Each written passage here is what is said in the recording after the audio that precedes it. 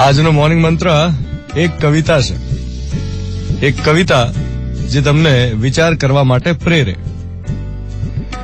રમણીકલાલ દલાલની લખેલી આ કવિતા જે એકચ્યુઅલી આપણને આપણી આસપાસ જેટલા પણ લોકો છે એ કેમ આવા છે, એમનો સ્વભાવ જેવો છે એવો કેમ છે એ દર્શાવે છે. દરેકના સ્વભાવના મૂળમાં એનું બાળપણ રહેલું હોય.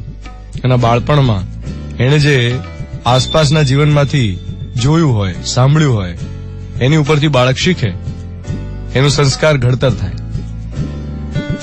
હવે આપણી આસપાસના જે લોકો છે એમાં ઘણીવાર એવું થતું હોય કે આપણે ઓફિસમાં કોઈને જોઈએ અને આપણને એમ થાય યાર આ કેમ આવો છે, આ કેમ આવી છે. તમે કદાચ તમારા બાળકોના મિત્રોના પેરેન્ટ્સને મળતા હો અને એમને મળીને તમને એમ થાય કે આ લોકો કેમ આવા છે. તમારા ફેમિલીમાં બીજા પરિવારોમાં થતા ઝઘડા જોઈને તમને એમ થતું હોય કે આ લોકો કેમ આવી ક્ષુલ્લક બાબતમાં ઝઘડે છે. એવું તો શું રીઝન હતું કે એમાં આવડો મોટો ઝઘડો કરવો પડ્યો. ઘણી બધી વ્યક્તિઓને જોઈને તમને વિચાર આવે કે એમનો સ્વભાવ કેમ આવો છે. એની પાછળનું મૂળ એમના બાળપણમાં રહેલું છે. અને બાળપણ એ સૌથી મહત્વપૂર્ણ ઘટના છે દરેક વ્યક્તિ માટે, એના મનના ઘડતર માટે. અને આ કવિતા એ આપણને શીખવે છે કે સંસ્કાર કેવી રીતે પડે. ટીકા બાળક સાંભળે હર પડે, ધિક્કાર ત્યાં પાંગરે. ટીકા બાળક સાંભળે હર પડે, ધિક્કાર ત્યાં પાંગરે. પંપાળે કદી વૈરભાવ જીવને, નિત્ય એ લડાઈ કરે. હાંસી પાત્ર બને કદી જગતમાં, સંકોચ પામ્યા કરે. જો બદનામ થઈ જીવે જગતમાં, છાયા ગુનાની ઉઠે. જો જીવે સંભાવથી હરપળે, તો ધૈર્યશાળી બને.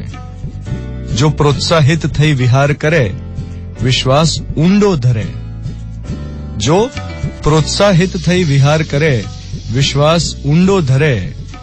જો એ જીવને પ્રમાણિક ઘડે, ન્યાય સદા રાચશે. જો પામે સૌના વખાણ, થાશે કદરદાન એ.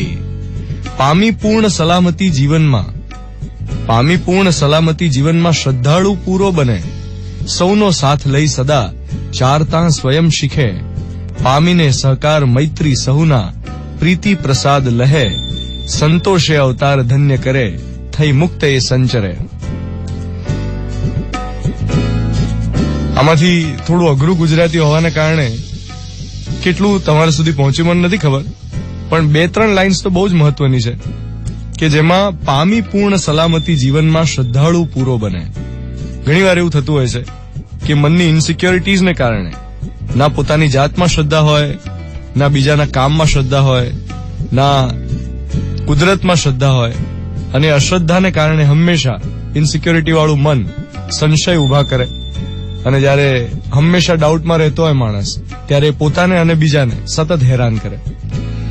એટલે જો ઇન્સિક્યોર વ્યક્તિઓ હોય તો એ આસપાસ નેગેટિવિટી પૂરેપૂરી ફેલાવવા માટે સક્ષમ હોય, અને જો સિક્યોર્ડ હોય તો એ આસપાસ પોઝિટિવિટી ફેલાવવામાં પૂરેપૂરી રીતે સક્ષમ હોય. સો પેરેન્ટ્સની રિસ્પોન્સિબિલિટી એ બને કે બાળકને ક્યારે ઇન્સિક્યોર ના બનાવે. એ જ રીતે એને જો મૈત્રી ન મળી હોય, સહકાર ન મળ્યો હોય, તો એ પ્રીતિનો પ્રસાદ ન આપી શકે. જો એના જીવનમાં સંતોષનું તત્વ ના હોય તો એ ઈચ્છાઓથી મુક્ત ન થઈ શકે. સંતોષ એ બહુ મહત્વપૂર્ણ અભિગમ થઈ જતો હોય છે જીવનનો. અને હંમેશા જો તમે એની ટીકા જ કર્યા કરો બાળકની, અથવા તો ઇવન ટીનેજર્સ કે કોલેજિયન્સ, તમે કોઈની પણ ટીકા સતત કરો તો એમાં હેટ્રેડ નું તત્વ ઉમેરાય. કારણ કે એ સતત પોતાની ટીકા સાંભળીને એક ઇન્સિક્યોરિટીમાં જાય, ખાલીપો અનુભવે, અને પછી સમગ્ર દુનિયા એને ગમાડતી નથી, મને કોઈ ગમાડતું નથી એવો ભાવ એના મનમાં આવે. અને એટલા માટે પછી એ વેરભાવ પેદા કરે અને પછી નિત્ય લડાઈ કરે. બહુ જ સુંદર કવિતા. મિર્ચી 98.3 7:15 થઈ રહ્યા છે. 27th ફેબ્રુઆરી 2018 ટ્યુઝડે મોર્નિંગ. હું છું ધ્વનિત તમારી સાથે. Good morning my dear.